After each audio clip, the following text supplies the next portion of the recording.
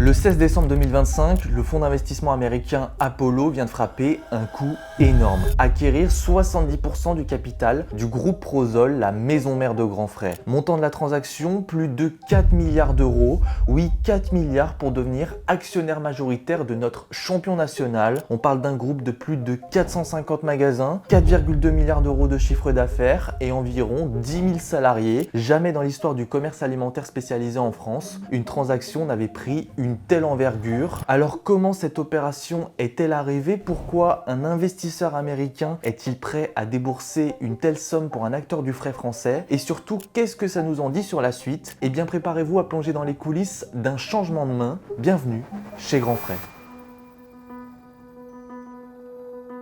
Pour comprendre l'origine de cette transaction, il faut d'abord remonter quelques années en arrière. En 2017, à cette époque, Grand Frais n'est déjà plus une simple expérimentation. Le concept, lancé 25 ans plus tôt, dépasse déjà la centaine de points de vente et franchit même le milliard d'euros de chiffre d'affaires. La fréquentation atteint un seuil record, l'image qualité-prix est solidement ancrée et surtout l'enseigne maîtrise le frais à un niveau que peu de concurrents savent imiter. Mais pour Denis Dumont, son fondateur, une limite apparaît très vite, la trésorerie. En effet, accélérer le rythme d'ouverture des magasins, structurer la logistique, industrialiser sans dégrader la qualité, tout ça exige des investissements gigantesques. Continuer seul devient alors pour lui très risqué, il lui faut désormais un partenaire financier. Au même moment, plusieurs fonds d'investissement commencent à s'intéresser de près à Grand Frais. Parmi eux, Ardian se distingue rapidement avec ses plus de 160 milliards de dollars d'actifs sous gestion. Le fonds de private equity parisien repère en Grand Frais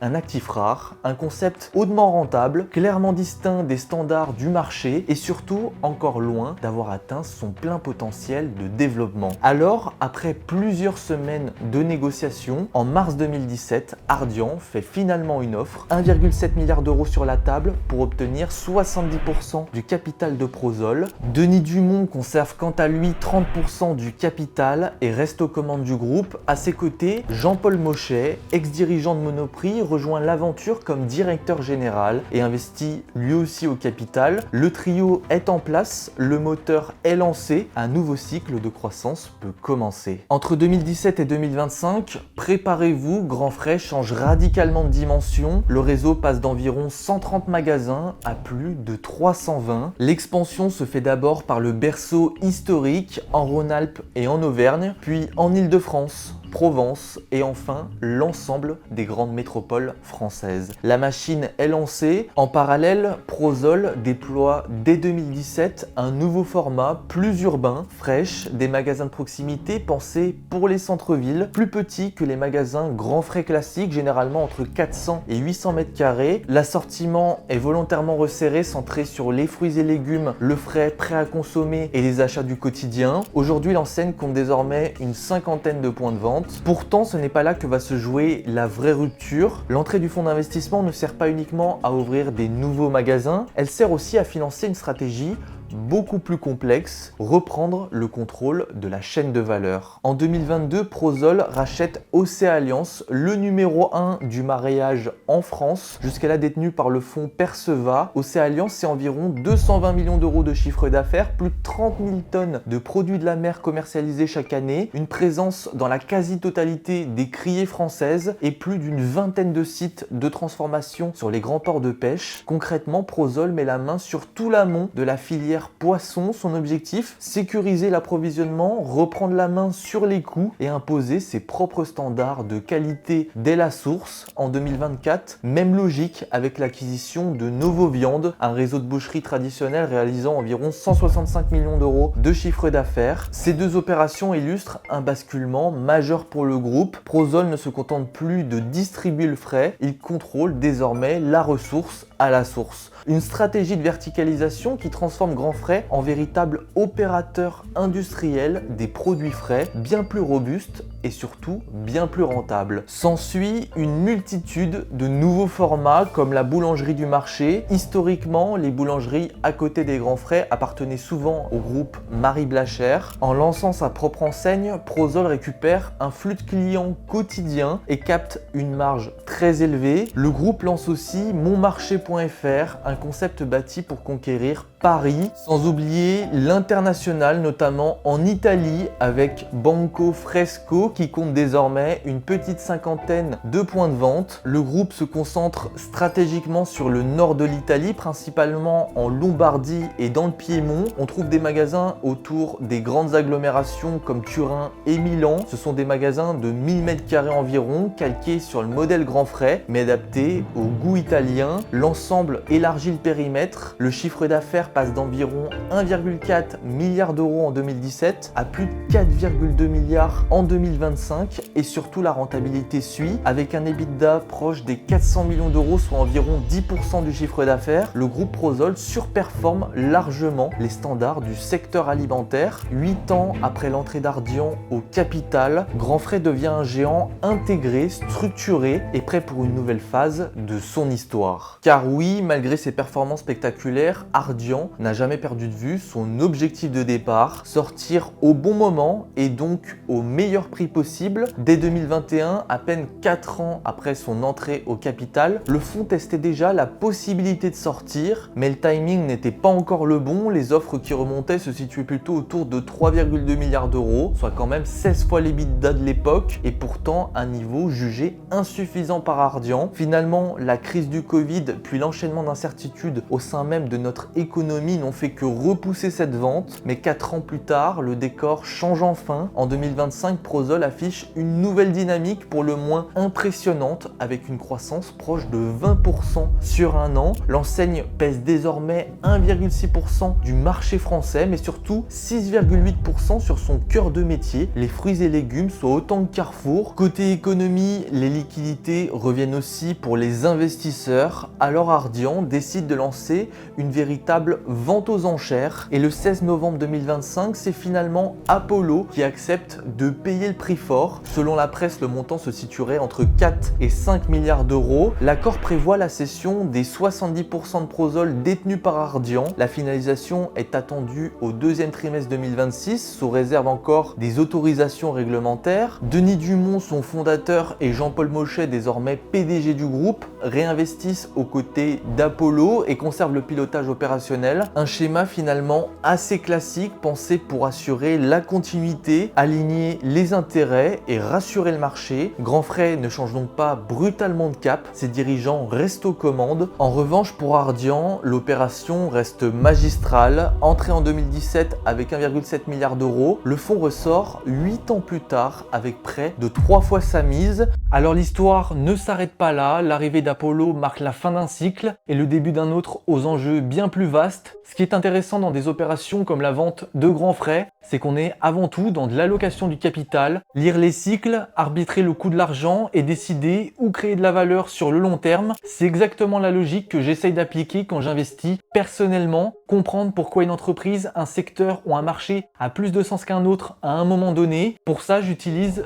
Freedom24, le partenaire de cette vidéo. La plateforme est intuitive et simple à utiliser. Elle permet d'investir sur les principales places boursières mondiales sans dépôt minimum et avec des frais transparents. Concrètement, aujourd'hui, j'investis dans 3 grands ETF. Un ETF Monde pour une exposition globale, un ETF S&P 500 pour les grandes entreprises américaines et un ETF semi-conducteur au cœur de l'IA et des data centers. Freedom est un courtier réglementé par la CISEC, une autorité de régulation des marchés européens, avec une détention sécurisée de vos actifs, ce qui en fait un outil d'investissement idéal à long terme. Ouvrez un compte Freedom24 en quelques minutes et bénéficiez d'un support client réactif dans votre langue, ainsi que d'un gestionnaire de compte dédié. Sur la plateforme, vous pouvez retrouver toutes les idées d'investissement partagées par les analystes Freedom24 reconnus par Bloomberg. Le lien se trouve dans la description. Maintenant, retour à notre enquête. Car oui, Apollo Global Management n'est pas un simple nouvel entrant. Fondé en 1990 à New York, le groupe est aujourd'hui l'un des géants mondiaux des actifs alternatifs, avec environ 840 milliards de dollars sous gestion. Sa spécialité, prendre le contrôle d'entreprises complexes, parfois sous-optimisées, et les transformer sur le long terme grâce à une combinaison redoutable de capital, de dette et d'ingénierie opérationnelle. Sa puissance financière lui permet de viser gros, très gros. En France, Apollo a déjà injecté plus de 14 milliards d'euros en 20 ans, notamment dans Air France KLM, EDF, Total Energy. Il connaît très bien le terrain, les régulations. Ce n'est d'ailleurs pas la première fois qu'il s'intéresse au retail alimentaire français. En 2021, Apollo s'était déjà intéressé aux hypermarchés Carrefour, mais la complexité politique et sociale du dossier avait bloqué toute opération.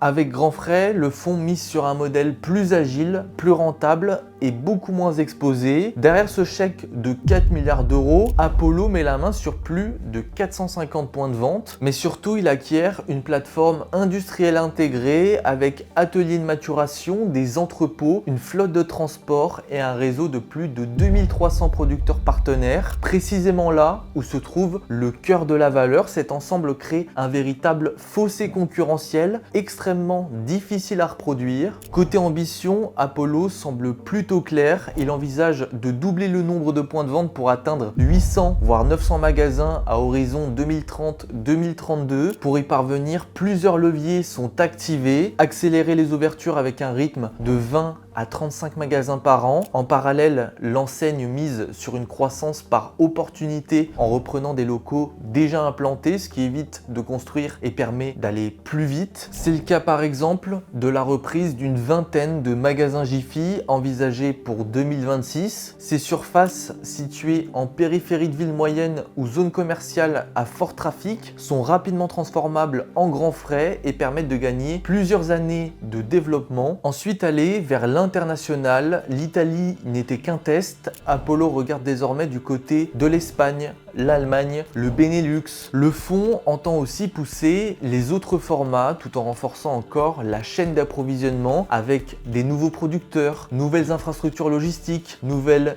acquisitions. Apollo avance même un chiffre de 3000 à 3500 emplois supplémentaires en France à terme. Sur le papier, la trajectoire est désormais toute tracée, presque évidente. Pourtant, un élément pourrait rapidement tout faire changer. Derrière l'enseigne Grand Frais, il n'y a pas une seule société classique, mais une structure juridique atypique, un groupement d'intérêts économiques, le fameux GIE. Chaque magasin fonctionne comme une copropriété réunissant 3 acteurs indépendants. Chacun est responsable de son rayon, mais partage la même enseigne et la même expérience client. Le pilier central du modèle reste bien entendu Prozol. C'est lui qui gère les fruits et légumes, la marée, les produits laitiers et une part croissante de la boucherie. Mais à ses côtés, il y a aussi Despi, une entreprise familiale dirigée par la famille d'Espinasse qui conserve un rôle important et historiquement en charge de la boucherie dans environ 60% du réseau, soit plus de 170 magasins Grand Frais. Officiellement, la famille revendique son attachement au modèle original, mais économiquement, rester, c'est aussi accepter une marginalisation progressive, alors que sortir, ce serait monétiser des décennies de travail avec une valorisation en plusieurs centaines de millions. Le troisième acteur, Euroethnic Foods, gère quant à lui l'épicerie sèche et les produits exotiques. Son rôle est complémentaire mais moins structurant en termes de trafic et de marge. Depuis 2020, EEF est d'ailleurs détenu lui aussi à 60% par un fonds d'investissement, PAI Partners. Les frères Bahadourian, ses fondateurs, conservent quant à eux 40% du capital. Résultat, tant que Prozol partage le contrôle avec ses partenaires historiques, chaque décision structurante nécessite encore un consensus. C'est dans ce contexte que depuis la future entrée d'Apollo au capital de Prozol, circulent des rumeurs persistantes de consolidation totale. Selon plusieurs médias spécialisés, Apollo aurait engagé des discussions pour acheter ses 2 partenaires pour justement éviter toute friction potentielle et transformer Grand Frais en un véritable groupe intégré, plus lisible et surtout plus facilement pilotable. Rien n'est acté à ce stade, mais peut-être que Prozol n'est que le début du rachat complet de Grand Frais. Alors derrière cette opération, que signifie réellement le passage sous contrôle américain d'un champion français du frais? Faut-il s'en inquiéter ou y voir une opportunité? D'abord, le contexte est inédit. Jamais une transaction de cette ampleur n'avait été conclue dans le commerce alimentaire spécialisé en France. Les précédents rachats du secteur Picard ou Monoprix concernaient des modèles différents. Ici, Apollo met la main sur un acteur en pleine croissance, valorisé à des multiples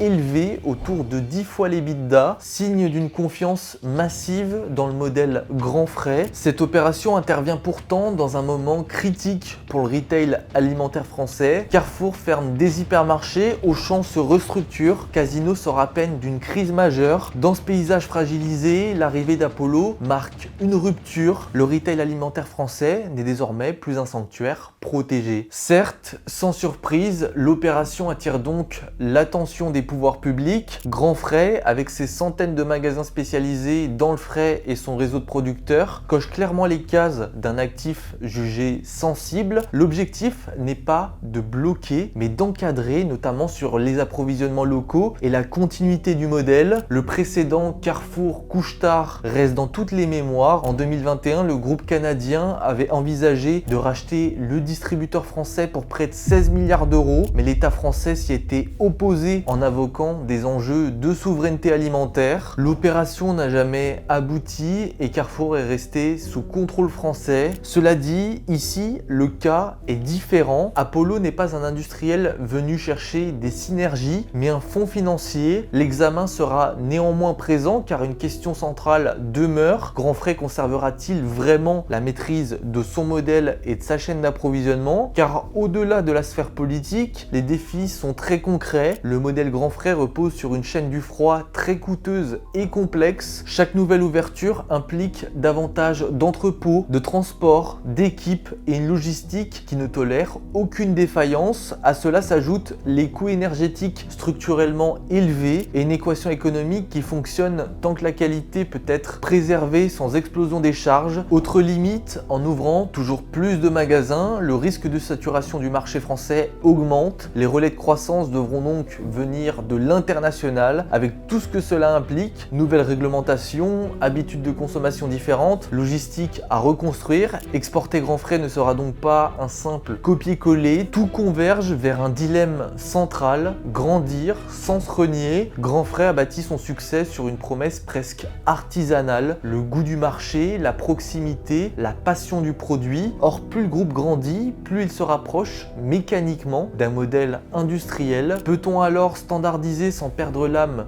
du concept? À court terme, rien ne devrait changer pour ses clients. À long terme, en revanche, les choix stratégiques d'Apollo dessineront un nouveau Grand Frais. D'ailleurs, si vous voulez mieux connaître l'histoire de cet empire, j'ai consacré une vidéo entière sur comment Denis Dumont, parti d'un simple commerce de primeurs dans la région lyonnaise, a bâti pas à pas l'un des leaders français que nous connaissons aujourd'hui. Quant aux autres, on se retrouve très vite. C'était Corentin. Allez, ciao!